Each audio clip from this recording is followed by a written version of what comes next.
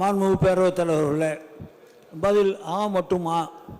பேரிடர் காலங்களில் சி. முட்டலூர் கிராமத்தில் உள்ள அரசு மேல்நிலைப் பள்ளியில் 500 நபர்களும் மற்றும் அரசு கலைக்கல்லூரி மற்றும் அறிவியல் கல்லூரியில் 3000 நபர்களும் தங்க வைக்கும் அளவிற்கு இடவசதி உள்ளது.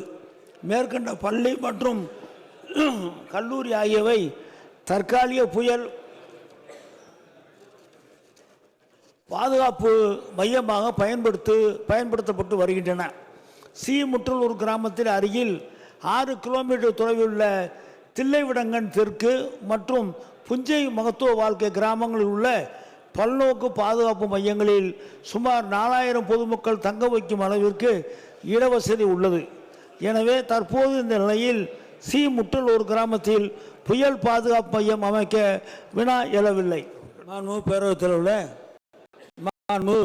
உறுப்பினருடைய கவலையை நான் மனதில் ஏற்றுக்கொண்டு அரசினுடைய நிதிகளை ஏற்றாற்போல் அதற்கு வேண்டிய தகுந்த ஏற்பாடுகளை செய்ய முடியும். மாண்புமிகு பேரவைத் தலைவர்களே, மாண்புமிகு உறுப்பினர்கள் சொல்லியது போல பல இடங்களில் இந்த நீர்நிலை புறம்போக்கு பகுதிகளில் நிறைய பேர் ஒரு 50 ஆண்டும் 40 ஆண்டு காலம் குடியிருக்கிறார்கள். அவர்களுக்கெல்லாம் வீடு கொடுக்க வேண்டிய அவசியம் இருக்கிறது. அவர் சொல்லியதை போல எதிர்காலத்தில் அடுக்குமாடி கட்டடங்கள் கட்டி அந்த குடியிருப்பு வழங்குவதற்கு வேண்டிய ஏற்பாடுகளை அரசாங்கம் செய்யும். மாண்புமிகு பேரவைத் தலைவர்களே, மாண்புமிகு உறுப்பினருடைய கவலையை நான் புரிந்திருக்கிறேன். உடனடியாக அரசு அதிகாரிகளுக்கு தகவல் சொல்லி அதை ஆய்வு செய்து தகுந்த நடவடிக்கை எடுக்கப்படும். மாண்புமிகு பேரவைத் தலைவர்களே, மாண்புமிகு உறுப்பினர் சொல்லியதை போல அந்த பகுதியில் அரசு புறம்போக்கு நிலம் இருக்கும் என்று சொன்னால் அதை ஆய்வு செய்து அதுக்கு தகுதியான நபர்களுக்கு தேர்வு செய்து அவர்கள் பட்டா வழங்குவதற்கு வேண்டிய அந்த பணிகளை செய்ய முடியும்.